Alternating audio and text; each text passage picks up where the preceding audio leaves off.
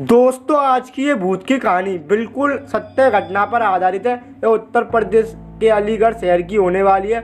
इस कहानी को सुनने के बाद आपके भी रोंगटे खड़े हो जाएंगे, इसलिए वीडियो को पूरा अंत तक जरूर देखना।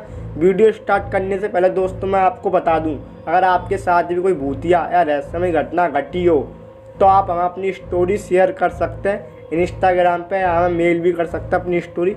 दोनों का लिंक डिस्क्रिप्शन में दिया है। चलिए वीडियो स्टार्ट करते हैं आज की। रिया अपने मम्मी सुमन और पापा विनोद के साथ दिल्ली में रहती थी। वह हर साल अपने मम्मी पापा के साथ गर्मी की छुट्टियों में नलियाल जाती थी। उसका नलियाल अलीगढ़ ज़िले में है। एक बार की बात है, रिया के स्कूल की छुट्टियां पड़ चुकी थी। रिया और सुमन नलियाल जाने के लिए तैयार थे। विनोद को ऑफिस में काफ़ी काम होने की वजह से शाम को छुट्टी मिल पाई। दिन ढल चुका था। सुमन ने कहा, अब रहने दो, अब जाने का समय नहीं है। सुबह होते ही हम अलीगढ़ के लिए निकल जाएंगे। इस पर विनोद ने कहा, हमारे पास खुद की कार नहीं है। दिन ढल गया है तो क्या हुआ, हमें तो कौन सा वाहन बदलना है, हमारे पास तो खुद की कार है। रिया भी जिद करने लगी, मम्मा चलो, अभी चलो, मुझे अभी नानी के घर जाना है। रिया और विनोद की बहुत जिद करने पर सुमन जाने के लिए तैयार तो हो गई, लेकिन अंदर ही अंदर ना जाने को उसका मन घबरा रहा था सुमन का। अब रात हो चुकी थी और इन लोगों को गाड़ी सड़क पर चल रही थी, मतलब गाड़ी अब निकल चुके थे। इसी वजह से सड़क पर वाहनों का आना जाना कम हो गया था। रात काफ़ी हो गई थी। विनोद कार चला रहा था। सुमन और रिया पीछे की सीट पर बैठे थे।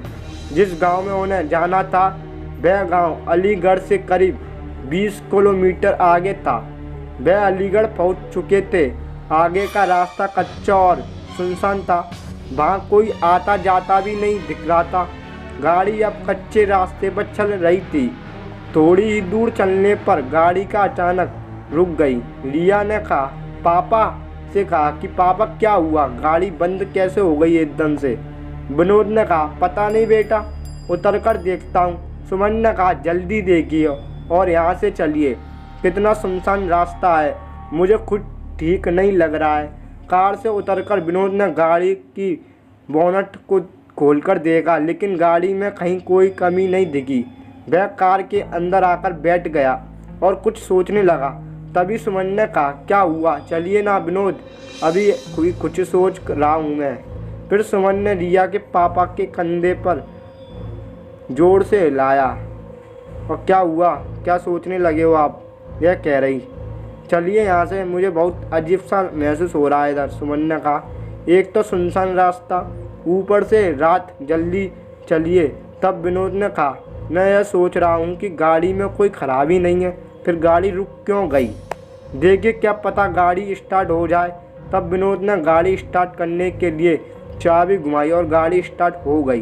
अब कार दोबारा उस रास्ते के अंधेरे के चीरते हुए फिर आगे बढ़ने लगी। अभी स्टार्ट ही दूर कार चली थी कि स्टार्ट होकर दूर चली थी थोड़ी।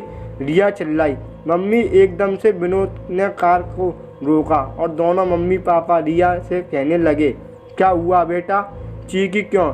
इस पर रिया ने कहा, पापा मुझे ऐसा लगा जैसे हमारी कार के नीचे एक आदमी और एक औरत आ गई है।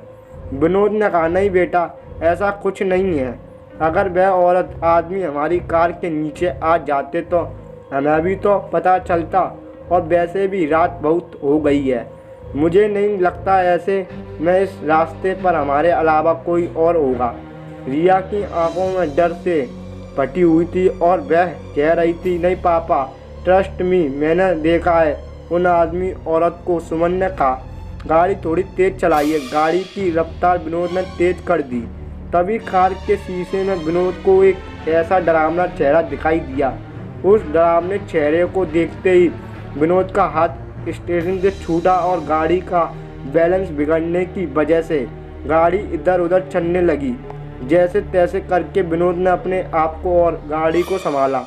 तभी सामने एक औरत और एक आदमी दिखाई दिए जो गाड़ी रोकने को इशारा कर रहे थे, लेकिन विनोद ने गाड़ी नहीं रोकी बल्कि गाड़ी की रफ्तार और तेज कर दी, क्योंकि अभी तक वह रिया की बात पर विश्वास नहीं कर रहे थे। और अचानक से उन दोनों आदमी औरत का एक ऐसे कार के सामने आना और लिफ्ट मांगना सुमन और विनोद को डर से भर देने के लिए काफ़ी था। विनोद तो पसीने से लथपथ था, गाड़ी को अंधाधुंध रफ्तार से भगाया जा रहा था। तभी यह क्या हुआ, वह औरत और आदमी जिसको विनोद ने पीछे छोड़ा था वह फिर सामने आ खड़े हो गए, रोकने को इशारा कर रहे थे। फिर दोबारा अब तो उन तीनों को तरफ से सुमन अर्जुन बोल रहा था, हेलो दीदी कैसी हो आप। सुमन ने कहा, भैया कुछ ठीक नहीं है, इस रास्ते पर बहुत गड़बड़ है। और सुमन ने उन दोनों आदमी औरत के बारे में भी अर्जुन को बताया। तब अर्जुन ने कहा, दीदी आप चिंता मत करो, मैं अभी आता हूँ। और 10-15 मिनट बाद भी अर्जुन वहाँ रास्ते पर खड़ा था। विनोद ने गाड़ी रोकी और कहा, अच्छा हुआ अर्जुन तुम आ गए, पता नहीं क्या हो रहा था हमारे साथ, कुछ समझ ही नहीं आ रहा था। अर्जुन ने कहा, कोई बात नहीं जीजा जी, मैं आया हूँ ना, जब आपको कोई प्रॉब्लम नहीं होगी। अर्जुन भी अब कार में बैठा और कार घर की तरफ चल दी। अब तो मानो जैसे सुमन, विनोद और रिया का डर अर्जुन के आ जाने से हवा में हो गया था। अब सब लोग घर पहुंच चुके थे। अर्जुन ने कहा, लाइए जीजाजी कार की चाबी मुझे दीजिए, मैं पार्क में करके आता हूँ, आप अंदर जाइए। विनोद ने कहा, ठीक है। चाबी अर्जुन को दे दी। जैसे ही रिया और उसके मम्मी पापा ने एंटर किया, तीनों चौंक पड़े। घर में सब लोग रो रहे थे और आमने सामने किसी की लाश पड़ी थी। वह देखकर सुमन और विनोद तंग थे। क्या हुआ घर में? और अर्जुन कुछ नहीं बताया कि माँ ने रोते हुए सुमन से कहा, बेटा तेरा भाई अर्जुन अब इस दुनिया में नहीं रहा। इतना सुनते ही सुमन, विनोद और रिया के पैरों तले जमीन खिसक गई। सुमन को विश्वास नहीं हो रहा था, क्योंकि जो भाई घर के बाहर तक उसके साथ था, घर में उसकी लाश पड़ी हुई है, यह देखने के लिए कहीं यह मेरा वहम तो नहीं। सुमन ने अर्जुन के चेहरे से कफन हटाया। यहाँ यह ना किसी वजह से जुड़े रह जाते, जैसे घर के किसी सदस्य से मरने वाले को हद से ज़्यादा प्रेम या और भी बहुत सारी वजह हो सकती है। तो दोस्तों ये थी आज की एक सत्य घटना। आपको क्या लगता है? उसके भाई ने अपने दीदी और जीजा जी और अपनी भांजी की जान बचा ली और वो खुद मर गया। मैं बताऊँ, उसका एक्सीडेंट हो गया था रास्ते में दोस्तों, तो इसलिए वो पहले ही मर चुका था। उसकी लाश तो कब की आ गई थी घर पे।